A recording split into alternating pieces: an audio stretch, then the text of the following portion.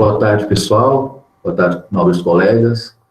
Meu nome é José Laureano, sou aluno de doutorado da UFV-JM, sou orientado do professor Leonardo Dobbs.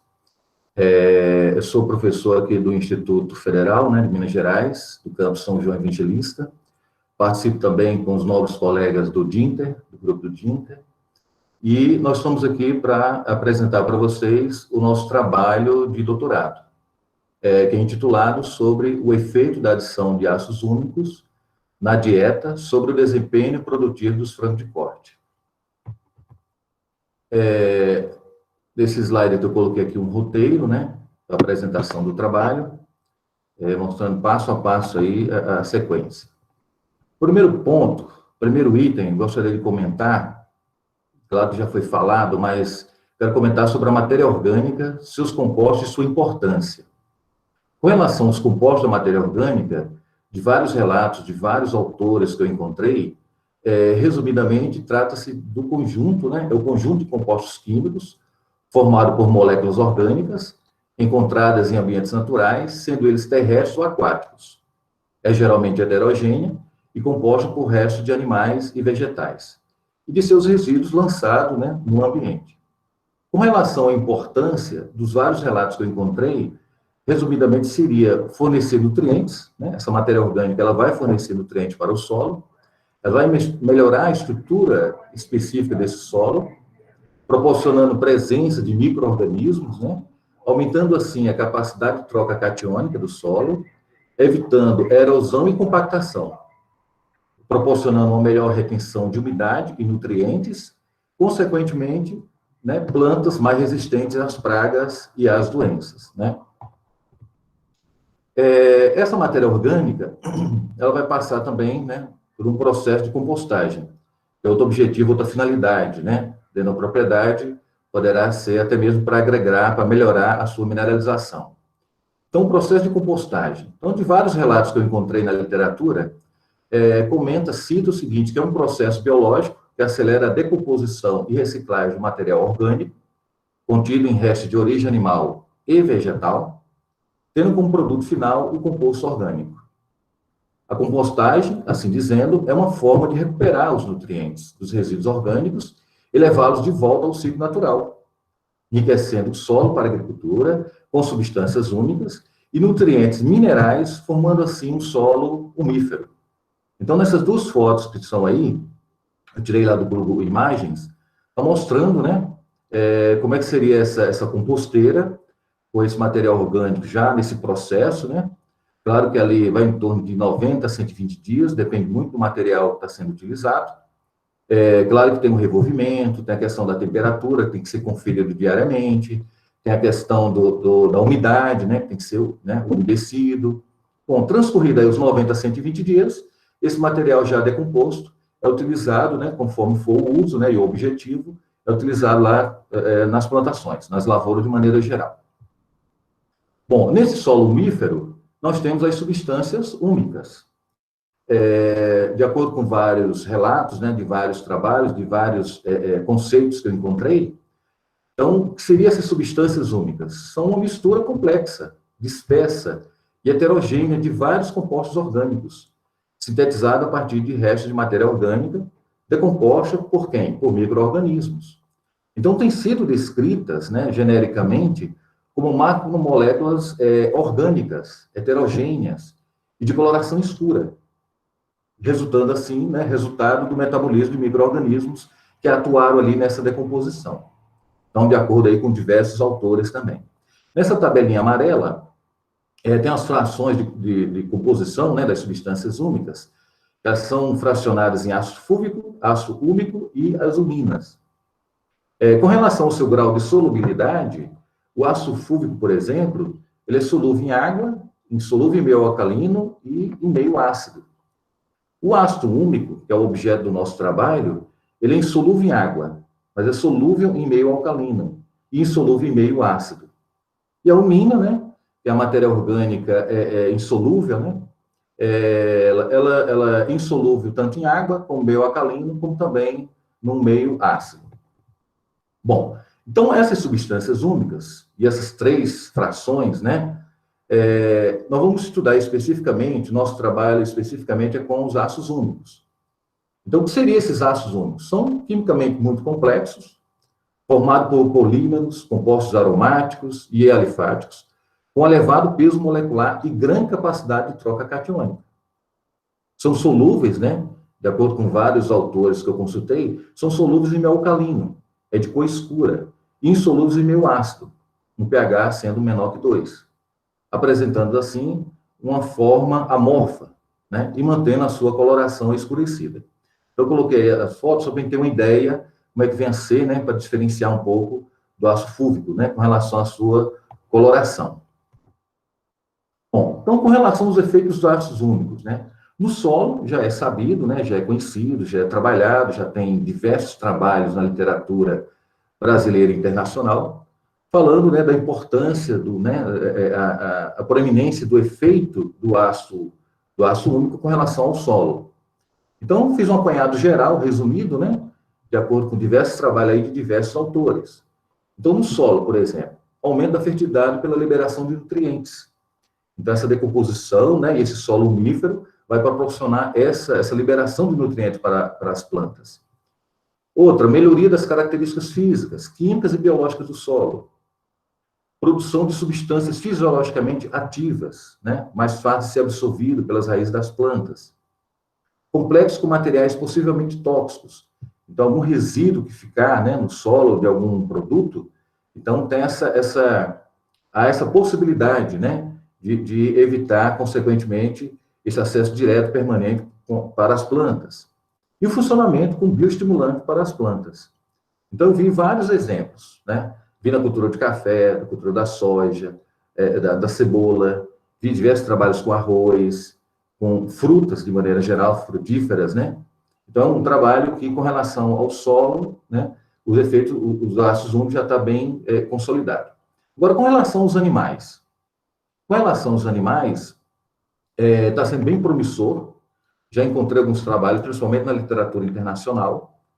A nível de Brasil, quase nenhum, muito poucos, mas ainda muitos controversos, em determinados tempos, em determinados termos.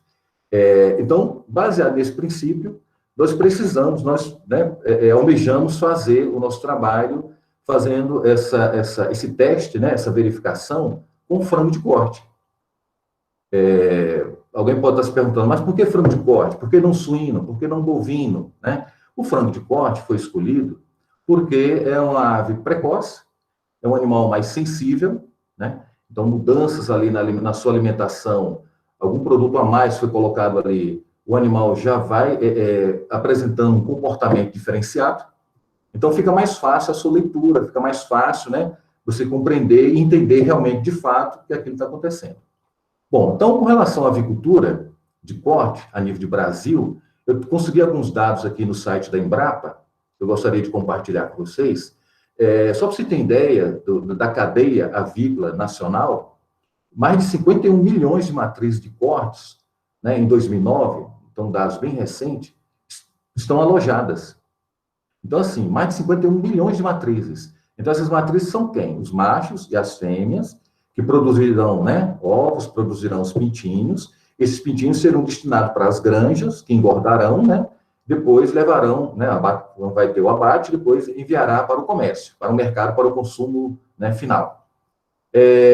Hoje, né, dados do ano passado, recente, mais de 13 milhões de toneladas são produzidas.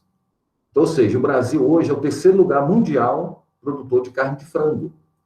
Então, assim, em termos de produção, né, ele está muito, muito distanciado de diversos países, muito mais tecnificados.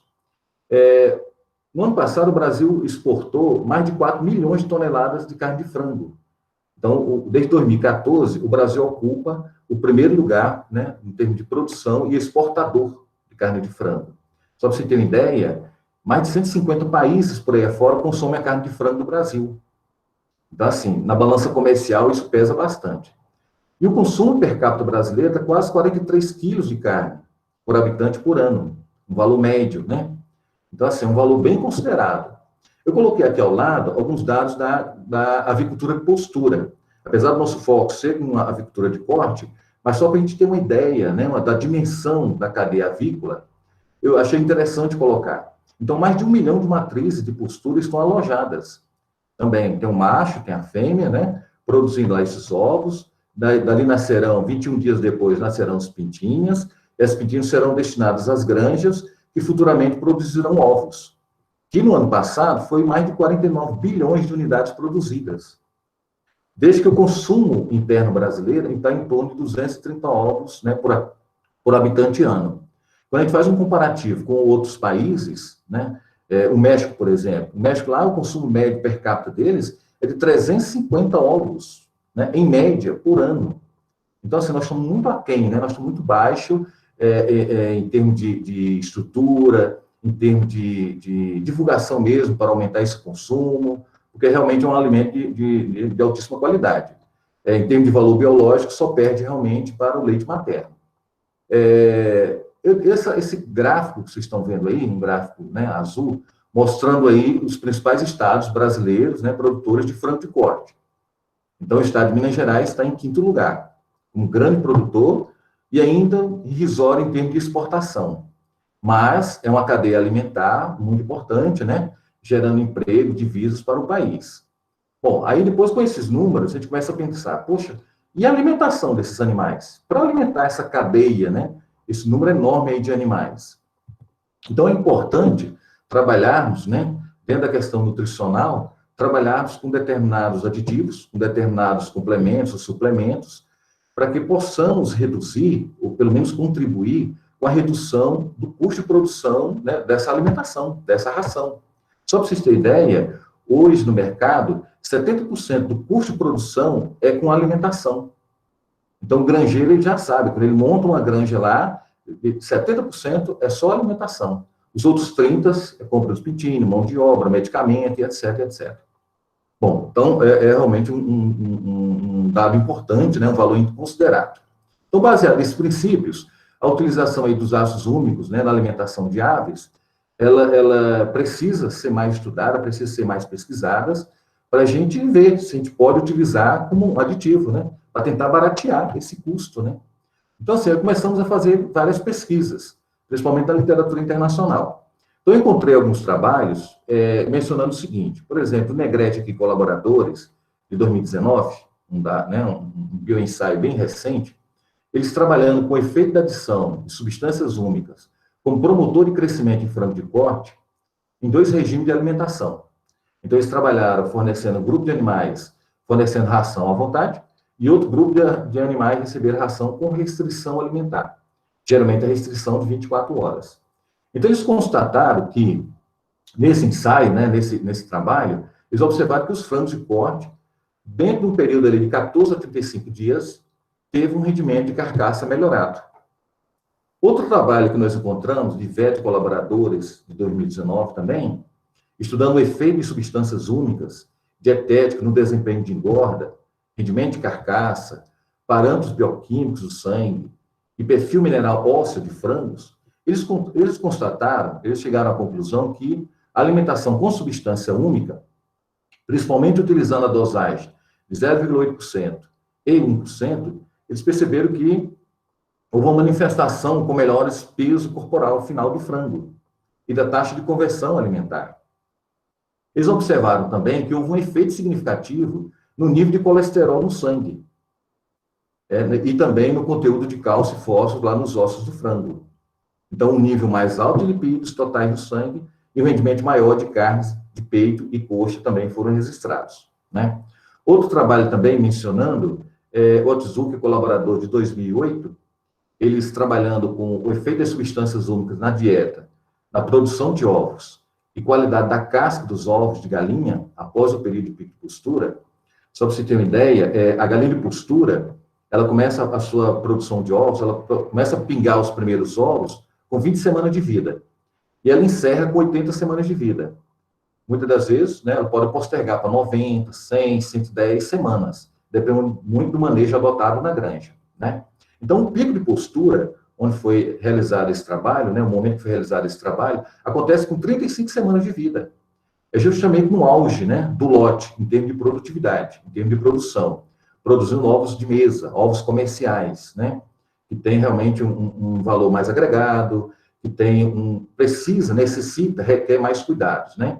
Então, eles observaram que os resultados que eles obtiveram mostraram que a suplementação de 30 ppm, né, de substância única, de substâncias únicas na dieta, após um período de pico de postura, pode aumentar a qualidade da casca do ovo e diminuir o consumo de ração.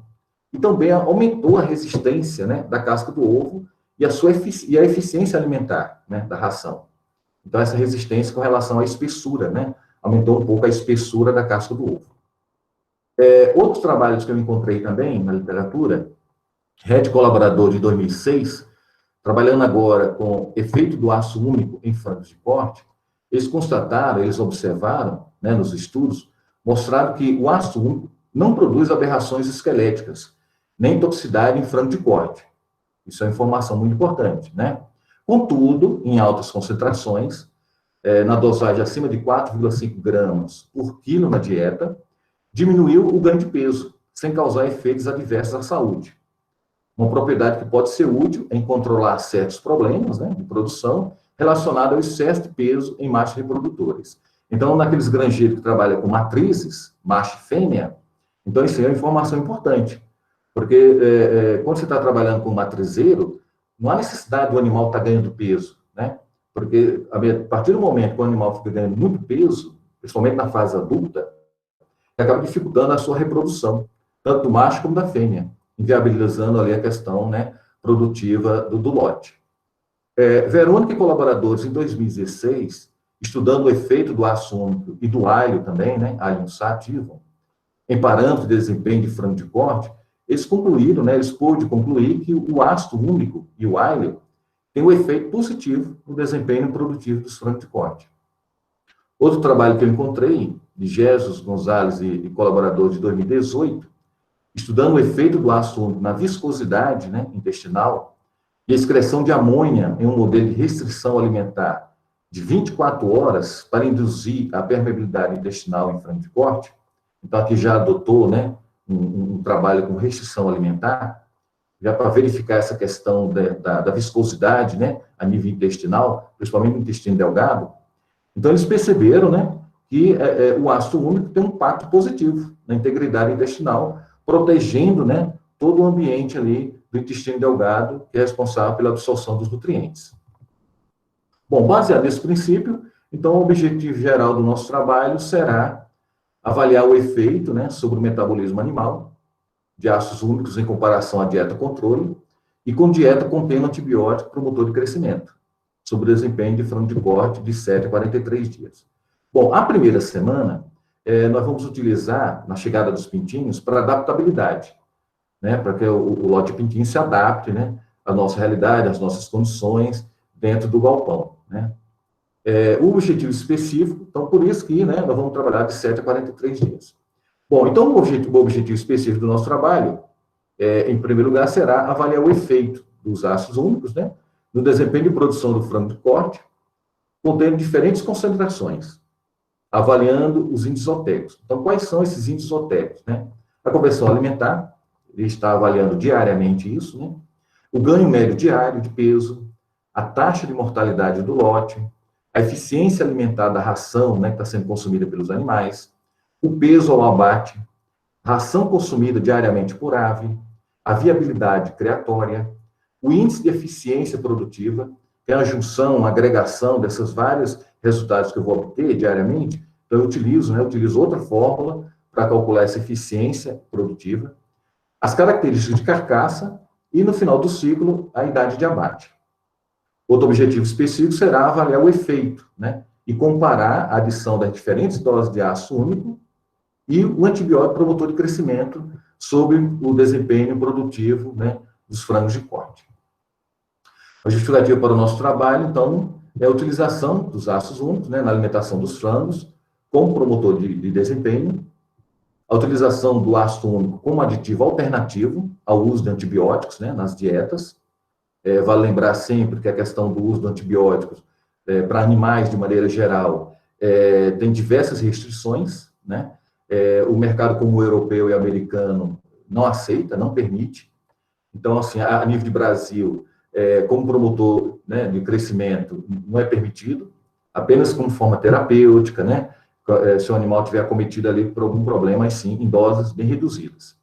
Então, a utilização do ácido úmico será mais uma alternativa, né, ao uso do antibiótico aí. E o estudo dos efeitos dos ácidos úmicos na melhoria, né, desse desempenho geral aí dos animais. Bom, a metodologia, o trabalho será conduzido no setor de avicultura, aqui do IFF, aqui do Instituto Federal, né, no campus aqui de São João Evangelista.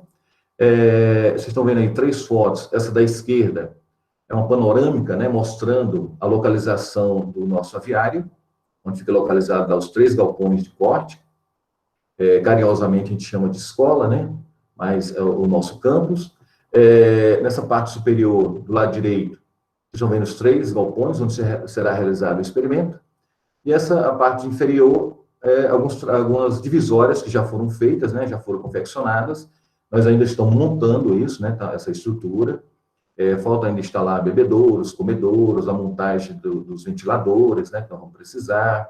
O sistema de cortina foi corrigido. Então, assim, nós estamos nessa fase aí de preparação, né, da estrutura. A extração das substâncias úmicas já foram realizadas, né, seguindo a metodologia proposta por Canelas e Santos, 2005. Ela foi realizada, essa extração lá do composto orgânico, foi realizada no laboratório multidisciplinar de pesquisa, do Instituto de Ciências Agrárias da UFVJM, né, campus de Unai, a partir de um composto orgânico, né, de cama aviária, obtido aqui no setor de avicultura, aqui do nosso campus. Aqui a metodologia de extração, né, como é que foi feita a extração das substâncias úmicas a partir do composto orgânico de cama aviária. Então, foi utilizado o hidróxido de sódio, né, 0,1 mol. Com essa reação, nós conseguimos separar as uminas, né, que são substâncias úmicas insolúveis, que é um precipitado. A partir daí, nós pegamos ali o material sobrenadante, né, e acrescentamos, fizemos a acidificação com ácido clorídrico, 6,0 mol, né, e de repente separar o ácido úmico do ácido fúvico. Então, o ácido fúvico, esse precipitado, né, foi liofilizado, foi passado por centrífuga, pela estufa, e depois será utilizado, né, misturando a ração, será fornecido a esses pintinhos, né, que serão 320 pintinhos de um dia de vida, da linhagem Kobe, que é uma linhagem comercial já conhecida aí no mercado, e vamos trabalhar, né, fazendo a sexagem, vamos trabalhar só com os machos. As aves terão acesso à vontade de água e ração. As aves serão alojadas em 32 parcelas experimentais, de 3,6 metros quadrados, dividido por telas metálicas. Então, essa foto aí, do Google Imagens, dá para a gente ter uma ideia, né, como vai ser depois, já no transcorrer, no desenvolver do experimento. O galpão é equipado com ventiladores, principalmente na fase adulta, né, nós vamos precisar. As campânulas nós vamos utilizar aquelas 2 primeiras semanas de vida, né, principalmente na primeira semana de vida, da chegada dos pintinhos na granja, então precisa ser aquecido, né? Então a campânula é um aquecedor artificial. Então a gente vai precisar estar fornecendo esse calor em torno de 32 a 33 graus. Dentro desse cercado, dentro desse proteção, os comedouros e bebedouros, né? Termômetros para a gente estar conferindo diariamente a temperatura. O ciclo de proteção, onde esses pintinhos vão ficar alojados, porque o ciclo de proteção, a função básica dele é manter ali reunido, né? Você reduzir um pouco o espaço deles, para que a eficácia, haja realmente, de fato, uma eficácia com relação ao aquecimento, né? Oriundo aí pela campândula. E a cama aviária é um material inerte, é um material que vai ser espalhado no piso do galpão, né? Geralmente a gente utiliza o material maravalha de madeira. Ele é interessante por ele ser um isolamento térmico, e vai proteger os pés e vai proteger o peito do animal.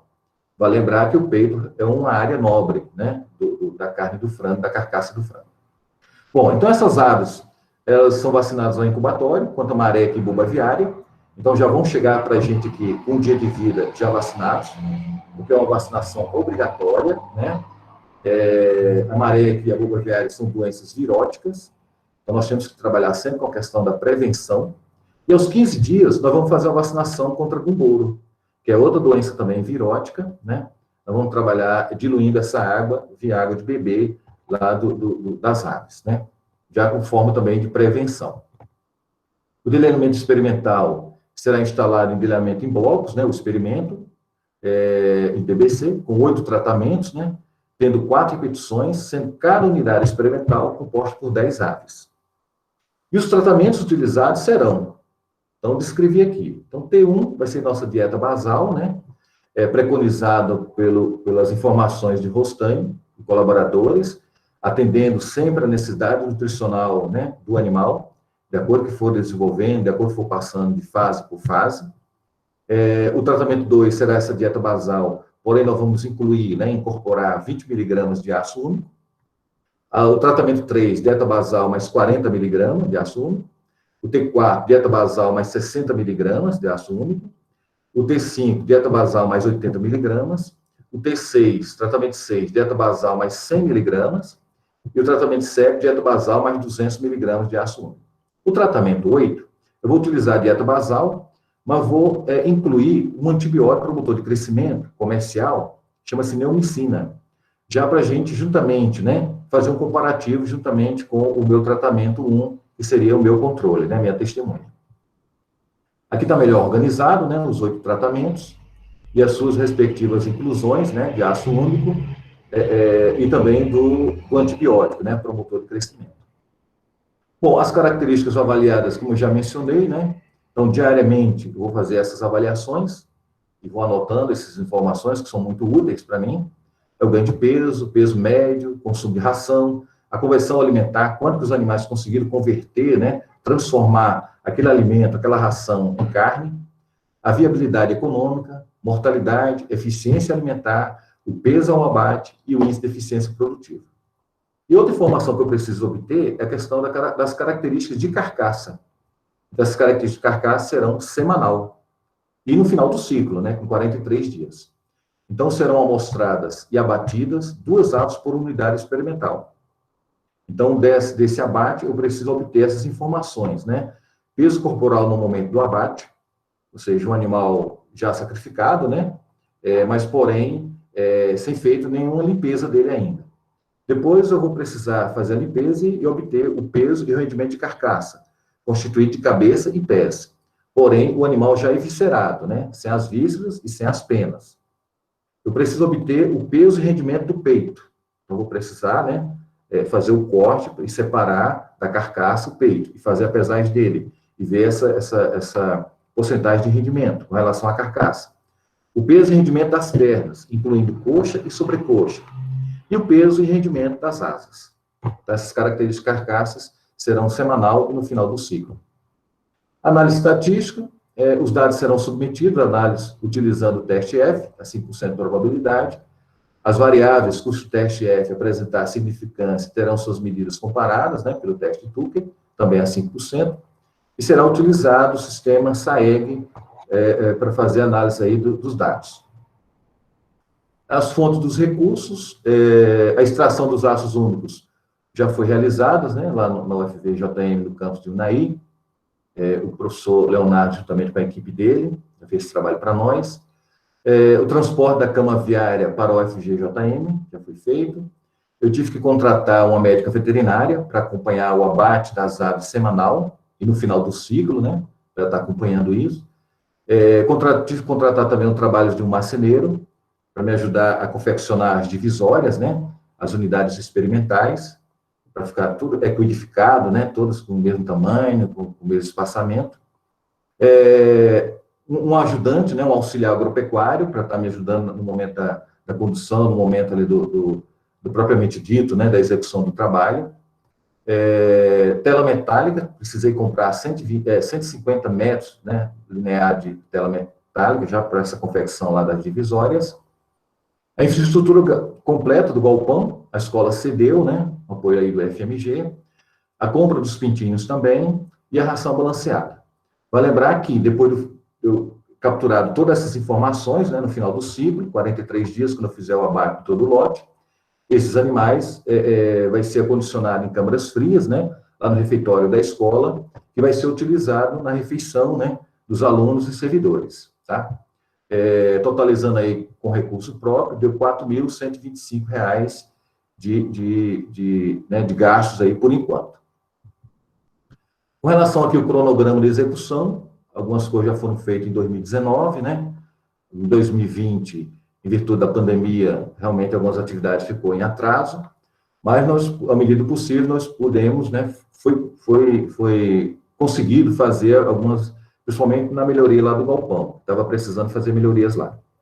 Então, alguns pontos foram feitos, né? Produção de composta orgânica, extração dos ácidos úmicos, preparação do galpão, nós estamos nessa fase. Para 2021, a preparação das rações testes, né? Inclusive pegar a amostra dessa ração, enviar para um laboratório para fazer análise, né? Percentual dessa ração, para saber realmente se ela está atendendo à necessidade nutricional do animal. Então, essa análise é importante. Preparação para o recebimento dos pintinhos, preparar todo o galpão, fazer os testes para não ter nenhuma falha, né? Principalmente na questão do aquecimento. O período experimental, março e abril. A avaliação, né, do pós-experimento, tabulação de dados, análises estatísticas. Então, assim, com relação à qualificação, estamos almejando aí, planejando para outubro, e a defesa, se Deus quiser, lá para meados de novembro, dezembro. Aqui é a nossa referência bibliográfica, de vários trabalhos, né, que eu li, fui consultando, e seria isso. Muito obrigado a vocês aí.